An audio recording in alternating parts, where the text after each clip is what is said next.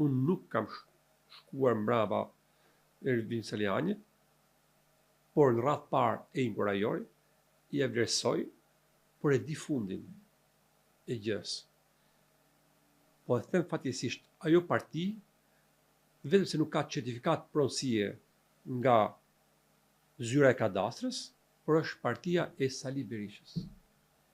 Që do të thotë, e ka të regjistruar në gjykat, por se ka regjistruar në kadastër, dhe nëse nuk do Sali Berisha, atë parti është i tia dhe demonstroi që edhe kur ikën 2013, pra ai ka qenë kryetari real i Partisë Demokratike dhe kam thonë dhe kam deklaruar edhe këtu përballë jush.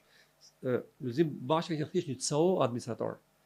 Dhe kënaqe pronari që administratori përfitonte në gjë, bëte në gjë për vete dhe bante mirë pronarin. Në momentin që pronarit u desh për ta patur partinë, mbrojtjen e vet, pasmorën e vet, ja mori. Pa diskutim që ja dha, sepse partinë po t'ishte kushdo me Lulzim Basha po të donte, se kam bindje 1000% edhe nuk ja merrte dot.